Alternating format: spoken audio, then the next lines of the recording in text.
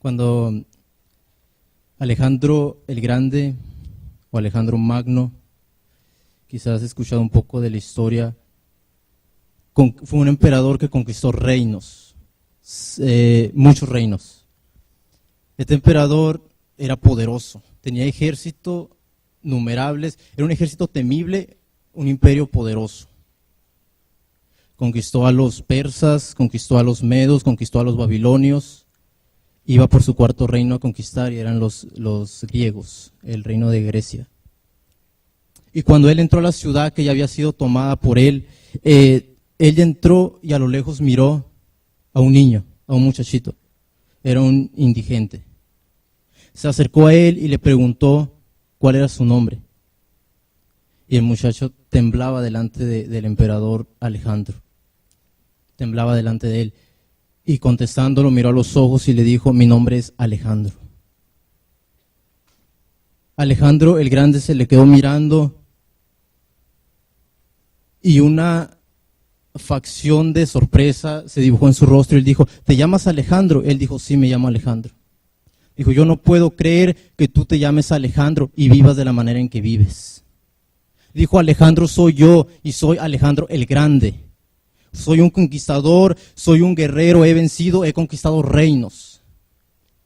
Mi ejército es temido por todos, he deshecho a espada a multitudes.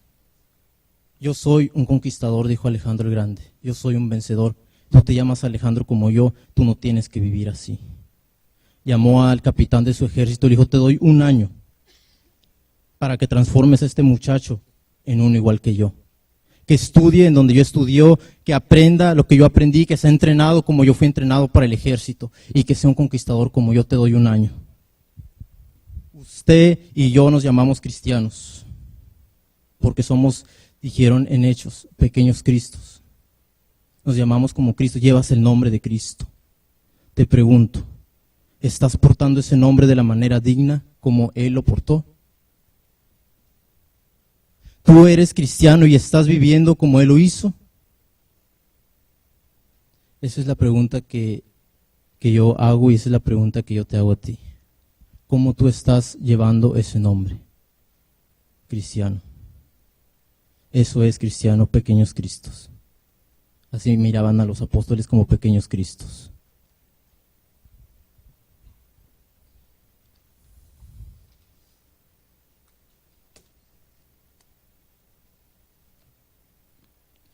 Hay un capítulo en la Biblia. Ese capítulo es un capítulo que encierra muchas verdades. Es un capítulo que estudiándolo yo encontré algunas cosas y me gustó y Dios me habló a través de este capítulo. Jesús dice que Él enseña una verdad y enseña el último yo soy de la Biblia. Los que están con Marcos en su clase van a entender esto, que hay 7 yo sois de Jesús. Yo soy el camino, la verdad y la vida, etcétera. Pero este es el último, en el capítulo 15 del libro de Juan, tú vas a encontrar el último yo soy de Jesús. Y ese es el verso que hoy voy a tratar, es 4, 5, 7 versos de aquí que voy a tomar hoy. Y es en el capítulo 15 del Evangelio de Juan. Si quieres abrir por favor a tu Biblia.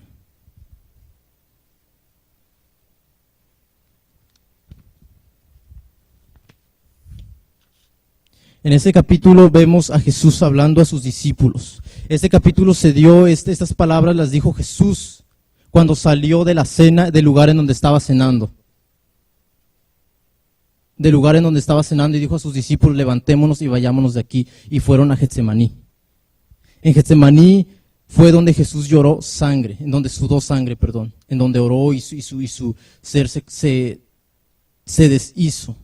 Quiero que entiendas que Jesús era 100% Dios y 100% hombre.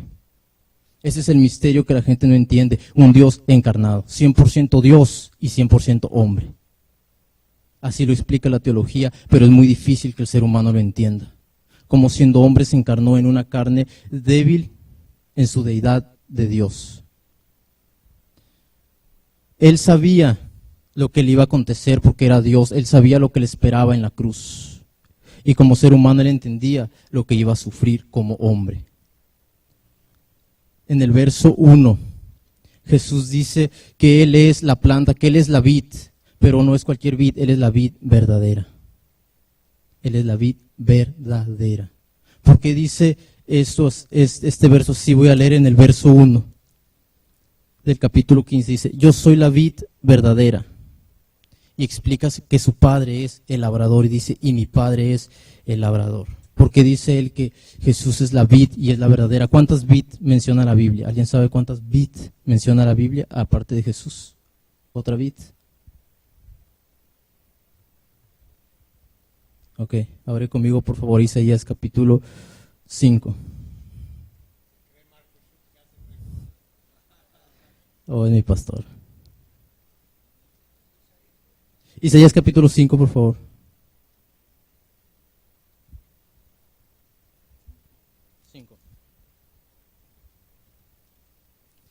Isaías capítulo 5. Y dice en Isaías capítulo 5, hablando, Dios dice, habla acerca de una viña, de una vid que fue plantada. Y dice que él plantó esa vid y la preparó y sembró la mejor cepa, esperando que diera un buen fruto. Pero dice que no recibió el buen fruto que él quería, que él tenía que recibir. No recibió el fruto que él quería recibir. Voy a leer estos versículos, 4 versículos. Dice en el verso 1 del capítulo 5 de Isaías. Cantaré en nombre de mi amigo querido una canción dedicada a su viña. Mi amigo querido tenía una viña en una ladera fértil. La cavó, la limpió de piedras y la plantó con las mejores cepas. Edificó una torre en medio de ella y además preparó un lagar. Él esperaba que diera buenas uvas, pero acabó dando uvas agrias. Y ahora, hombres de Judá, habitantes de Jerusalén, juzguen entre mi viña y yo. Verso 7. Voy a brincar algunos versos. En el verso 7 dice quién es la viña. Dice, la viña del Señor Todopoderoso es el pueblo de Israel. Este tema es un poco complejo, pero esta es la primera viña que se menciona en la Biblia, la de Isaías, que es el pueblo de Israel. Dios esperaba recibir buenos frutos de Israel, no los recibió. Todos los profetas te hablan que no recibió Dios los frutos que él esperaba. Por eso Jesús dice que él es la única vid verdadera en el cual se pueden recibir buenos frutos. Es el único en el cual tú y yo podemos dar los buenos frutos que Dios desea, es en Jesús. En el verso 2 de Juan, regresa a Juan por favor, en el capítulo 15 otra vez. Juan capítulo 15, ahora voy a estar en el verso 2.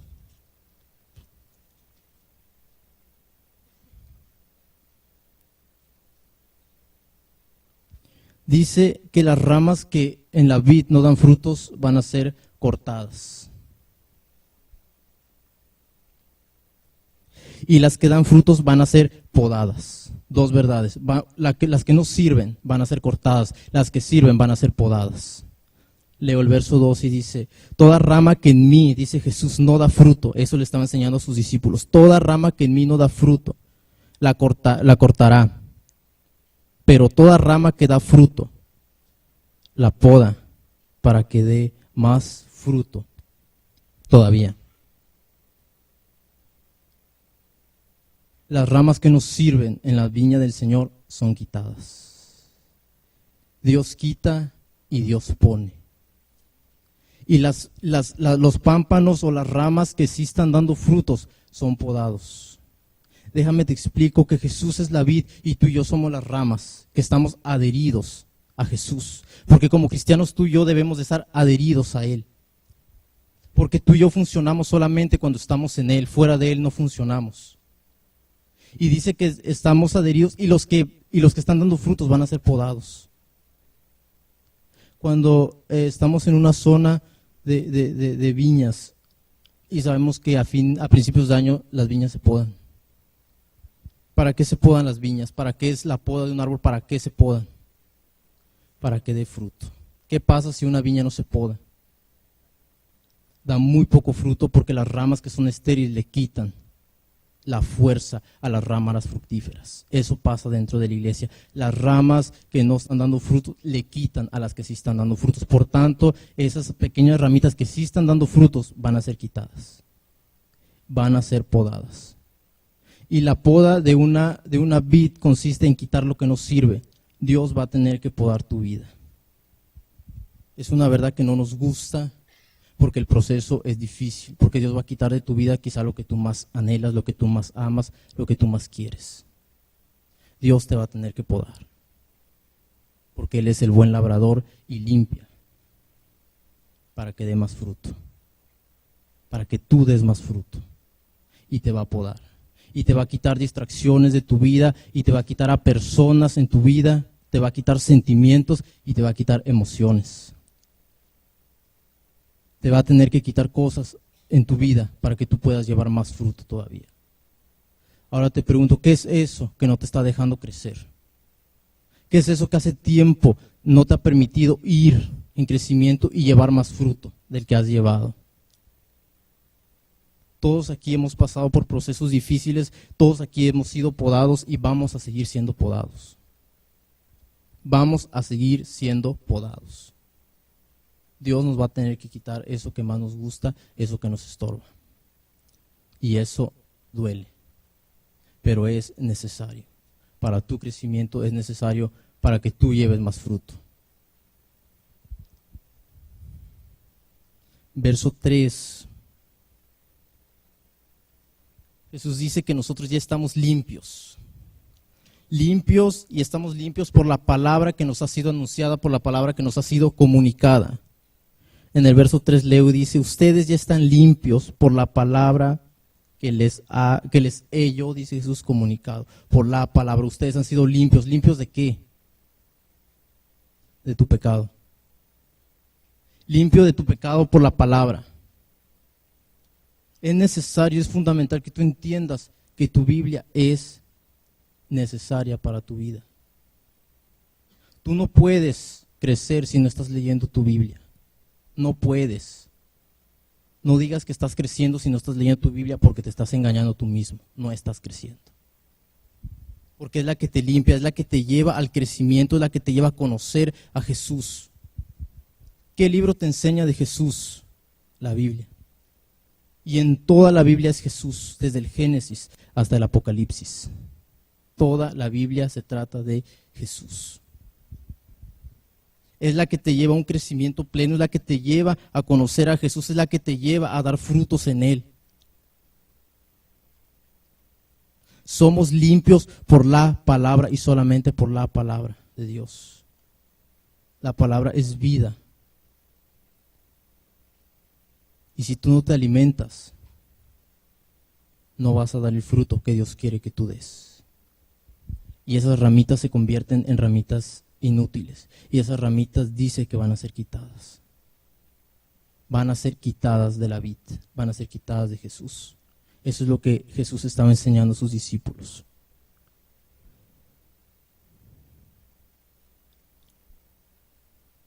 En el verso 5. Dice otra vez Jesús que Él es la vid y ahora sí explica que nosotros somos las ramitas pequeñitas que estamos ahí.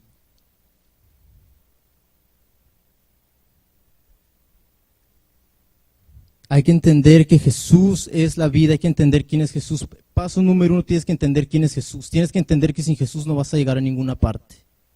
Que por ti mismo tú no vas a llegar a ninguna parte. Tú sin Jesús no eres nada. La vida cristiana sin santidad no es nada. ¿A quién le gusta el café? La vida cristiana sin Jesús es como un café frío y sin cafeína. Es como la Coca-Cola caliente y sin gas. Y light. No sabe a nada. No sabe a nada. No funciona, no sirve. Me decía Israel Rodríguez en Tijuana, es pérdida de tiempo, brother. Me dijo, vete mejor a la universidad si quieres, porque estás perdiendo el tiempo. Si no estás creciendo, si no estás dando fruto, solamente estás perdiendo el tiempo. Quizá tu tiempo lo puedes aprovechar para hacer riquezas, para hacer dinero, cómprate el mejor carro si quieres, estudia la mejor carrera y sé el mejor profesionista. Si no estás dando frutos en Cristo, es mejor que inviertas tu tiempo de otra manera. Porque en realidad es una pérdida de tiempo el vivir así, sin frutos y sin crecimiento. Jesús dice que hay que permanecer en Él. En el verso 5, después del punto, dice, el que permanece en mí. Primera verdad bíblica, el que permanece en mí, dice Jesús. No el que va a la iglesia, no el que asiste a las reuniones de jóvenes, no el que predica bonito, no el que va a conferencias, al que va a seminarios, no a él, el que permanece en Jesús.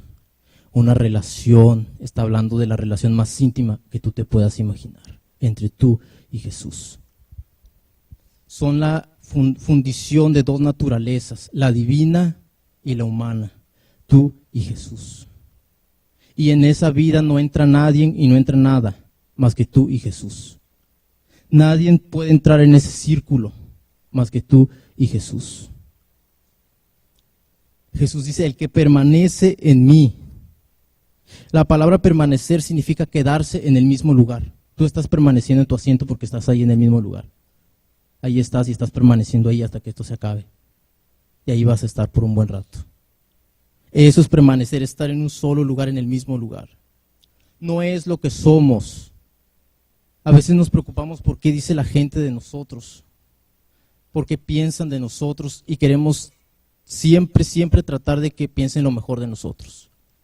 Que somos buenos cristianos, que no pecamos, que si los demás fuman yo no fumo, que si los demás tienen novio yo no, que yo me cuido y que Marcos me vea en oración en la mañana y que digan que soy buen cristiano. Nos cuidamos de eso.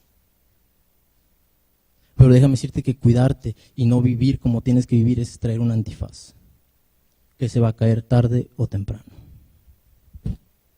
Hay gente, y en lo personal yo tuve una experiencia personal de eso, quizá tú no sabes, pero muchos sí supieron.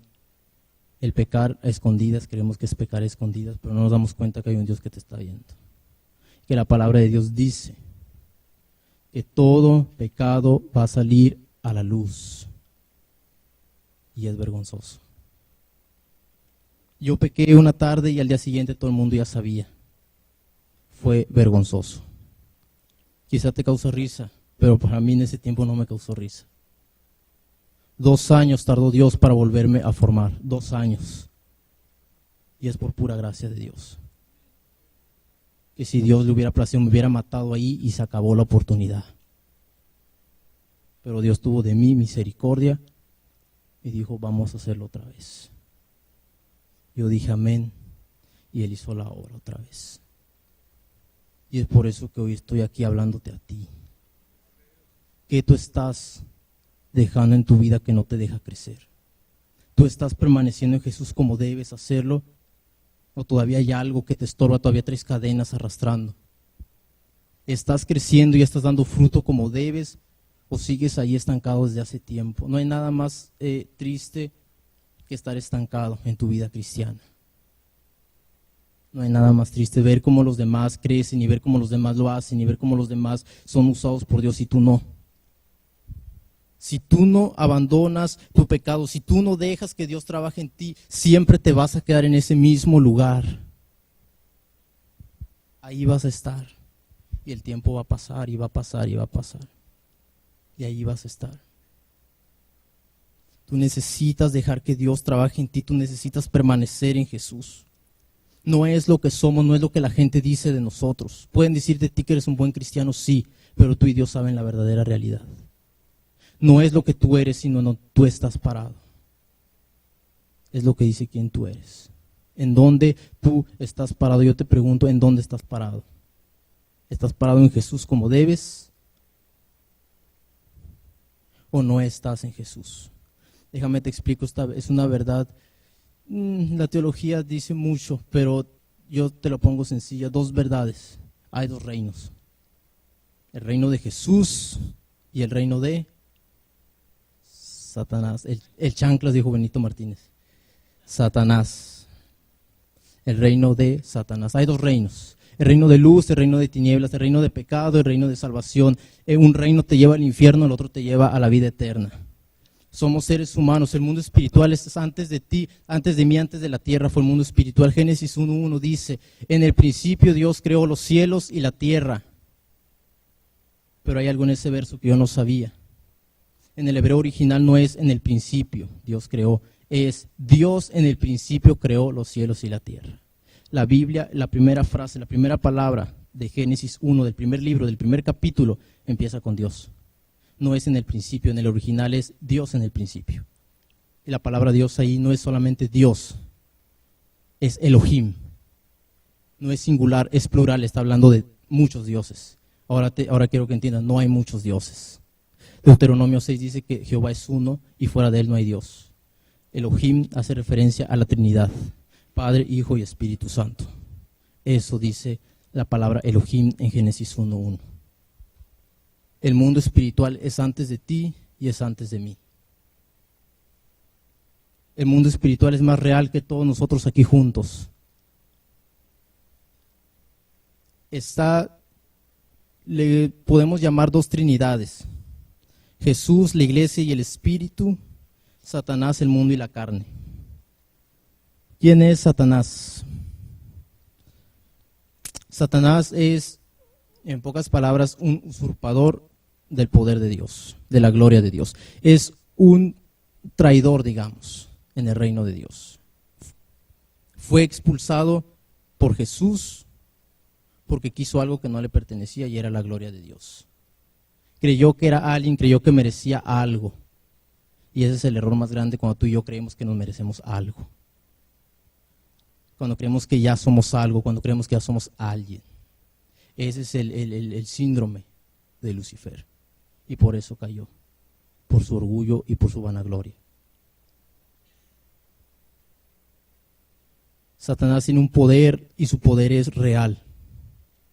El mundo representa, hablamos a veces del mundo, de que alguien está en el mundo y que se fue al mundo otra vez. El mundo es una sociedad no regenerada, en cautiverio bajo el poder de Satanás. Eso es el mundo.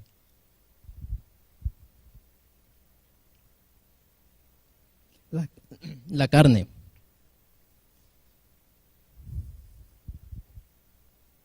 La carne, ¿qué es la carne?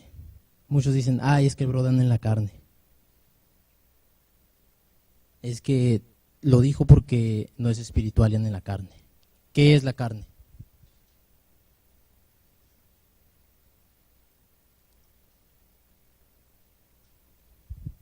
La carne eres tú y soy yo sin Cristo.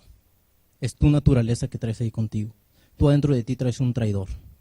Yo adentro de mí traigo un traidor. Déjame te explico. Tú quieres orar, pero las distracciones vienen en tu mente. Tú quieres leer, pero es que el libro de números es bien aburrido, brother. No, Crónicas ni lo leas, me dijeron una vez, puras genealogías. Porque es la carne que se rebeló contra Dios en el huerto del Edén, cuando Eva cayó en tentación. La Biblia dice que el pecado entró por un hombre y ese es Adán. Hay una pequeña discusión de por qué se dice que el pecado entró por Adán si fue Eva la que pecó. Perdón. ¿Por qué se dice que fue Adán el que introdujo el pecado cuando fue Eva la que pecó? Porque Adán fue primero, porque el hombre es responsable de lo que la mujer hace. Eso va para los casados. El hombre es responsable de lo que la mujer hace. Y es por eso que la culpa se le atribuye a Adán. Jesús, ¿quién es Jesús? Jesús es el Hijo de Dios, es el Salvador de los hombres, fue el Cordero inmolado. Fue al que se le dio toda autoridad y toda potestad en el cielo y en la tierra, y hasta por debajo de ella.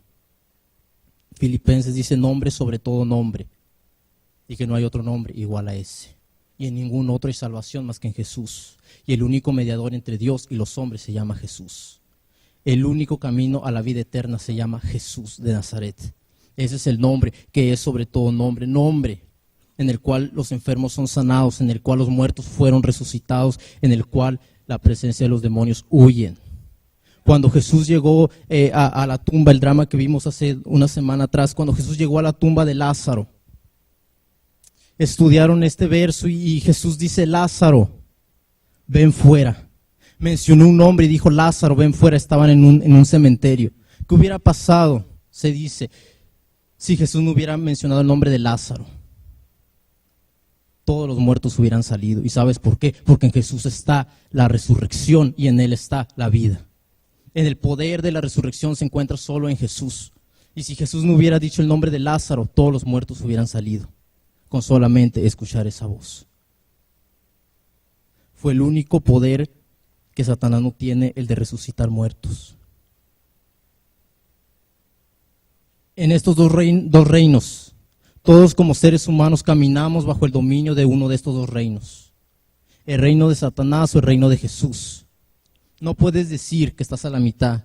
Adrián predicó el otro día y dijo, no puedes decir que estás a la mitad. Y es real, no puedes decir que estás a la mitad. Que estoy mitad aquí y luego mitad allá. No puedes. O estás en una o estás en otra. O es negro o es blanco, no hay gris. Así estés dentro de la iglesia. Tú estás debajo del dominio de uno de estos dos reinos. El reino del pecado o el reino de la santidad. Yo te pregunto, ¿dónde estás tú caminando? ¿Bajo qué dominio estás caminando? ¿Bajo el reino de Dios? ¿Bajo el gobierno de Dios? ¿O bajo el gobierno de las tinieblas? Tú has de saber en dónde estás caminando. Tú has de saber cuál es el sendero que tú estás siguiendo. ¿Bajo qué reino estás? Ahora, ¿qué es Jesús para ti? Muchos dicen Jesús es mi Salvador, Jesús es mi Dios, Jesús es puede decir que Jesús es todo, pero yo nunca he escuchado, en lo personal, yo nunca he escuchado a una persona que diga que Jesús lo es todo en su vida. Yo te pregunto, ¿Jesús es todo en tu vida? Jesús no es un amuleto. No le demos una parte de nuestra vida a Jesús porque Dios no quiere una parte. Dios quiere tu vida completa. No digas que Jesús es tu Salvador. Aprendamos a decir que Jesús es nuestro todo. ¿En dónde gira tu vida? ¿Cuál es el punto en el que gira tu vida? ¿Es en Jesús? Si no es en Jesús, quizá estás en problemas. Quizá tu vista no está puesta en donde tiene que estar. Quizá tu caminar no es derecho. Tú sabes muy bien hacia dónde estás caminando. Primera de Pedro 1, no recuerdo 7, 8, Primera de Pedro dice, sed santos porque yo soy santo. Yo te pregunto, ¿tú eres santo? ¿Tú eres santo? La santidad sin Jesús no se logra. No se alcanza si tu comunión no está bien con Él. El que permanece en Él, dice el verso 5. Y después dice, como yo en Él, es Jesús, esa palabra yo de Jesús, yo, lo llena todo. Yo, dice Jesús, yo en Él. Imagínate cómo sería la vida si Jesús estuviera en ti al 100%. ¿Cómo sería tu caminar? ¿Cómo sería tu manera de vivir? ¿Cómo te comportarías en la escuela? ¿Cómo te comportarías en tu trabajo? ¿Cómo te comportarías cuando nadie te mira? Si Jesús estuviera al 100% viviendo dentro de ti. Viviendo la vida, tu vida. ¿Cómo sería tu vida si Jesús estuviera al 100% dentro de ti? Todo esto sería diferente. Nuestra vida sería diferente, nuestros frutos fueran diferentes, nuestra manera de hablar fueran diferentes, nuestra manera de comportarnos sería diferente. El verso que dice yo en Él significa una vida gobernada por Jesús. Romanos 12:1, verso 2. Romanos 12:2 dice, no os conforméis a este siglo, en la versión 60, no te conformes a este siglo. No te conformes a este mundo, no te conformes con este pecado. No hagas lo que los demás hacen, porque tú no eres de este mundo. Otro verso dice, no améis al mundo ni las cosas que están en él, y si alguno ama al mundo es porque el amor del Padre no está en él. Yo te pregunto, ¿tú amas al mundo?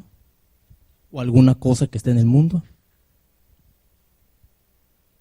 Es difícil contestar esa pregunta porque muchos de nosotros todavía estamos arraigados en algo del mundo.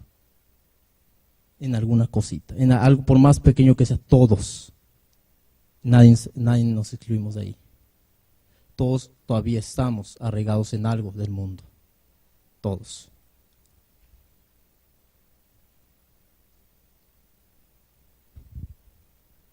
Romanos 12:2, no os conforméis a este siglo, no te conformes, dice Pablo, no seas como los demás son. Tú naciste para ser diferente, tu vida fue rescatada para que tú seas diferente, para que seas usado para la gloria de Dios, para que lleves fruto, para que seas diferente, para que trastornes al mundo.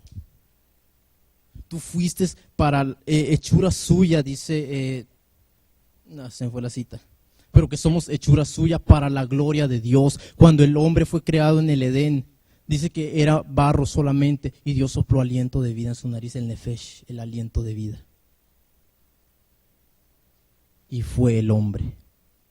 Y fue creado para la gloria de Dios. No fue creado para seguir este mundo o la corriente de este mundo. Tú que eres cristiano. Quizá hay alguno aquí que no es cristiano. Pero tú que eres cristiano.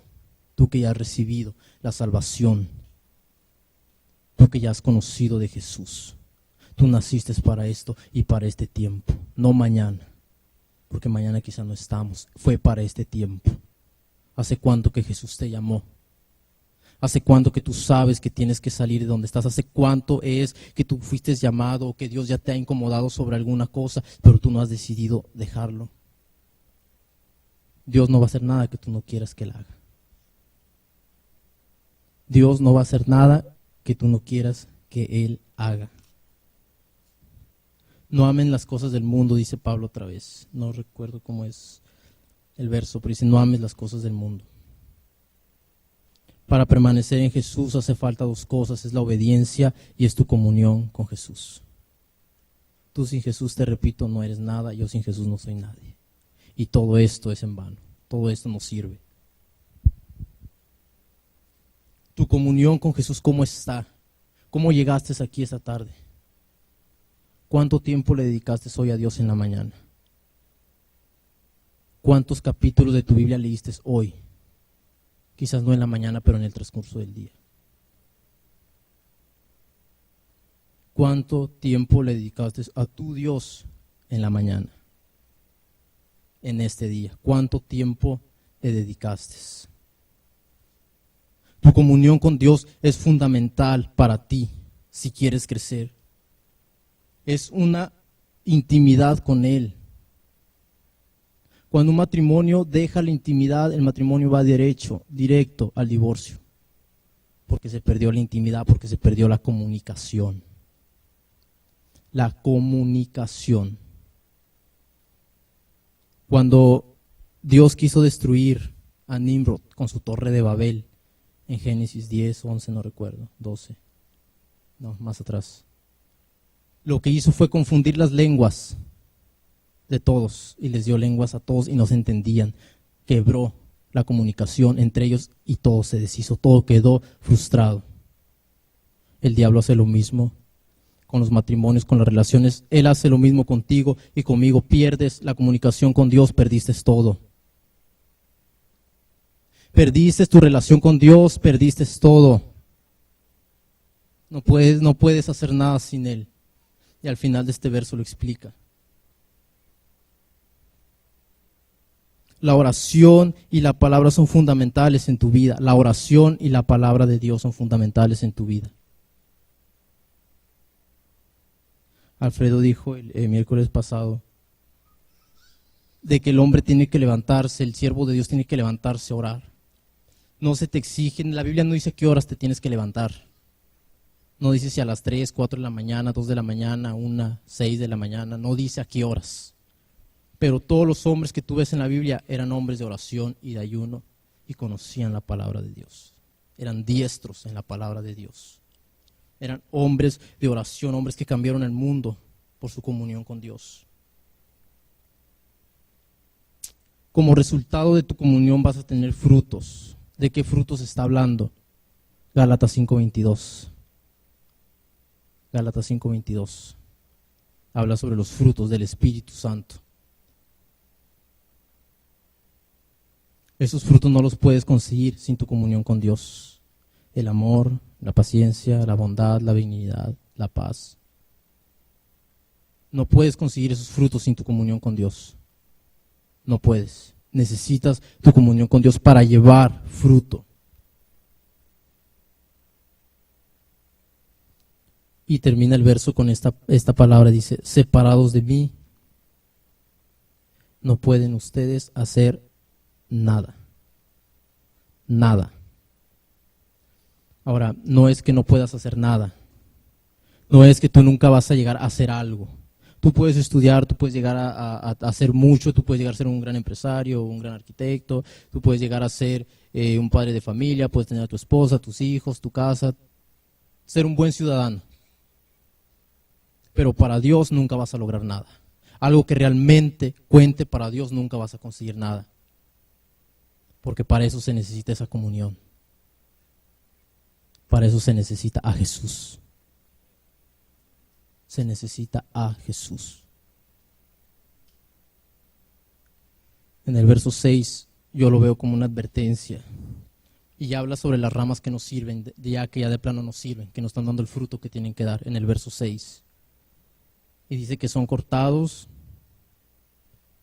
y que se arrojan al fuego.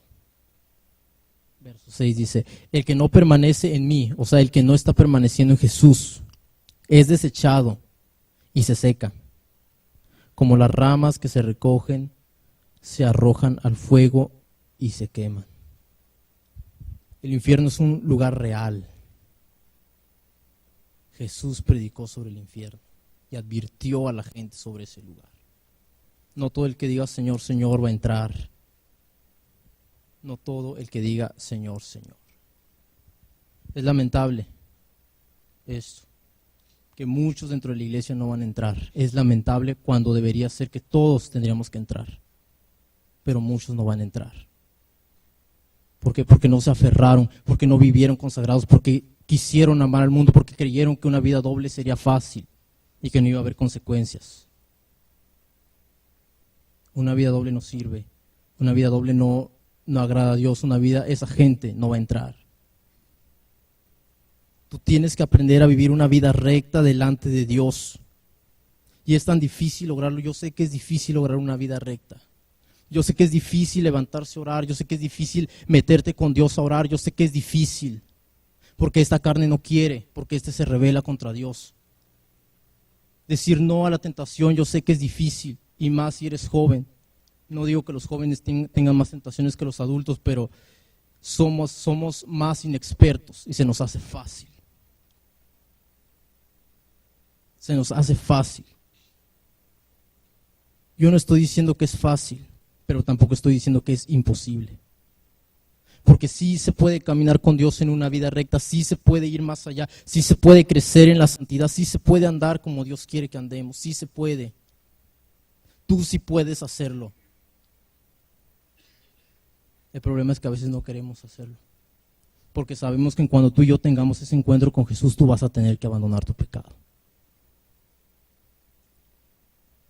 Porque eso demanda Jesús de ti y eso demanda de mí. En el verso 7 hay una promesa. Y yo termino con esto. En el verso 7. Para los que permanecen. Si tú eres uno de los que está permaneciendo, esta promesa es para ti. Si permanecen en mí, dice Jesús, y habla sobre la palabra, su palabra otra vez, que dice que tiene que permanecer en ti. David dijo, en mi corazón guardé tus palabras para yo no pecar contra ti. En mi corazón las guardé. Son mías, las hice mías y las vivo. Dice verso 7. Si permanecen en mí y mis palabras permanecen en ustedes, pidan lo que quieran y se les será concedido. Pide lo que quieras. A veces queremos algo de parte de Dios, pero no queremos soltar nada. A veces nos preguntamos por qué no ocurre el milagro que yo oré, pero no ocurre. Quizá tu vida no ha sido íntegra delante de Dios. Tú tienes que permanecer en Dios. Tú tienes que vivir una vida llena de la palabra de Dios, en el poder de Dios, para que entonces sí, tus oraciones puedan hacer efecto. La oración no sustituye la obediencia. Leí esta frase y dice, escucha, tú puedes dar un servicio genuino en la iglesia.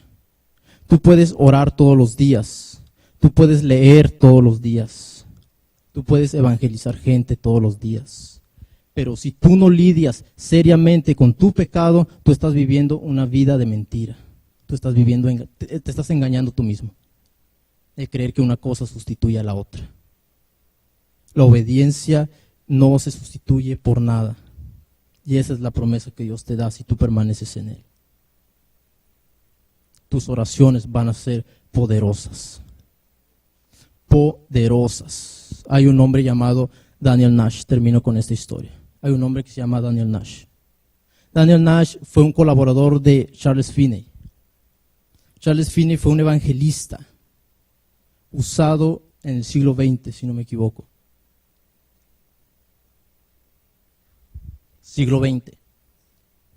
Este hombre se paraba y predicaba a más de 20,000 personas, miles se convertían. Lo increíble de este hombre es que todos sus convertidos, el 90% de sus convertidos permanecían en la fe. Una cosa es hacer que 20 personas acepten a Jesús y otra cosa es hacer que las 20 permanezcan en la fe. Eso es lo difícil. Pero cuando este hombre predicaba, el 90% de sus convertidos permanecían en la fe. Era un hombre poderoso, una unción de Dios estaba sobre él. Pero nadie conoce. Y Charles Finney es muy conocido, tiene un libro que se llama Teología Sistemática. Escribió teología sistemática, era abogado, no era teólogo. Escribió teología, tiene un libro y es muy conocido. Pero Daniel Nash, nadie conoce a Daniel Nash. Yo te voy a decir quién era Daniel Nash. Daniel Nash era un colaborador de Charles Finney.